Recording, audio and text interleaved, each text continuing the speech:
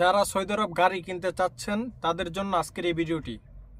আপনি যদি সৌদি আরব গাড়ি কিনতে চান, আজকের এই ভিডিওটি আপনার জন্য 100% সহায়ক হবে আমি আশা করি।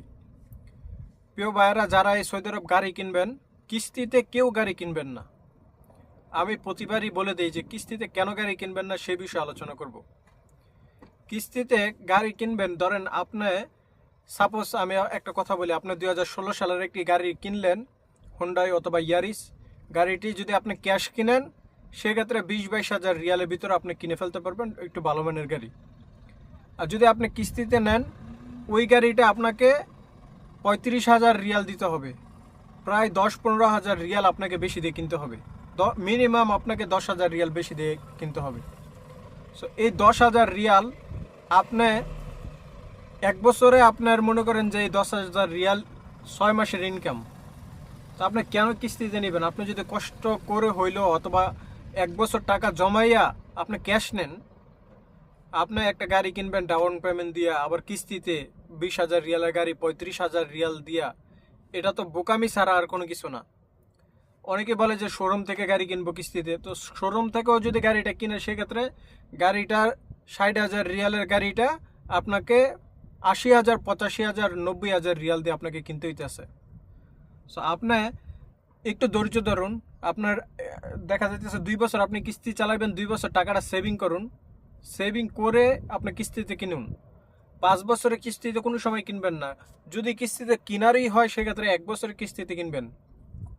দেখা যাইতেছে গাড়ির মূল্য যদি 60,000 রিয়াল হয়ে থাকে, আপনি 30,000 রিয়াল ডাউন পেমেন্ট দিয়ে আর বাকি 30,000 রিয়ালে কিস্তিতে নেন, সেক্ষেত্রে আপনার কিছুটা টাকা বেশি ধরবে।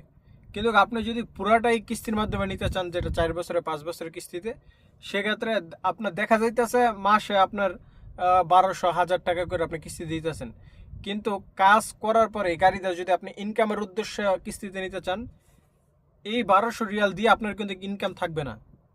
কিন্তু আপনি যখন ক্যাশ একটা গাড়ি নেবেন, আপনার টেনশন থাকবে না যে ইনকাম আজকে কম হচ্ছে, কালকে একটু বেশি হবে।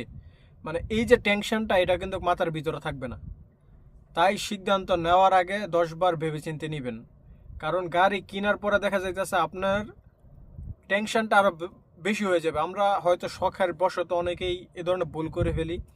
যারাই আমার সাথে অনেকেই যোগাযোগ করে, ভাই আমি তো গাড়ি নিছি কিস্তিতে, এখন ইনকাম সোর্স তৈরি করতে পারতেছি না, এখন গাড়িটা দিয়ে দিব। সো যখন গাড়িটা আপনি দিয়ে দিবেন, সেক্ষেত্রে আপনার কিন্তু আরও এই যে ডাউন পেমেন্ট দিলেন এতগুলো টাকা, এবার এই যে টাকাগুলো সবগুলো কিন্তু লোকসান, আপনার লোকসানের কোনো শেষ নেই। তাই আপনার কষ্টের অর্জিত টাকা যাতে বিফলে না যায়, যাতে লোকসানে না যায়, আপনারা সতর্ক থাকবেন।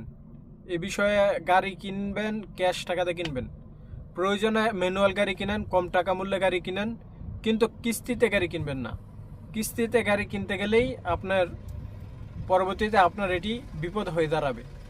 আমার মেন উদ্দেশ্য হচ্ছে ভিডিওটি তৈরি করা, যে আপনাদেরকে সতর্ক করা। এখন আপনি কিনলে আমার কোনো লোকসান হবে না, কিন্তু আপনি আমার দেশি ভাই, আমার কোনো ইনফরমেশন না যাতে আপনার যাতে উপকার হয়, সেটি আমি চাইব।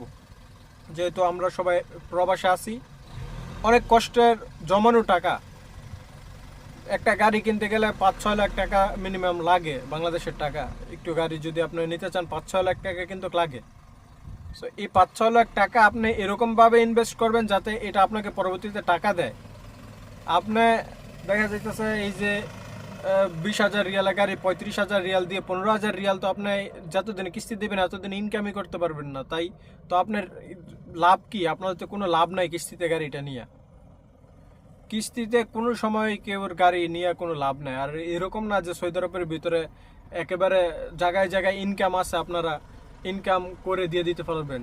কিন্তু একটা সময় ছিল যখন ফুড ডেলিভারি কাজগুলো ছিল, তখন মানুষ ইনকাম করে সেগুলো দিয়ে দিতে পারতো। ধরেন কিস্তিতে গাড়ি নিলেও 1 বছরে ইনকাম করে দিয়ে দিতে পারতো। কিন্তু বর্তমানে এই সিচুয়েশনে কিন্তু সেটি সম্ভব না।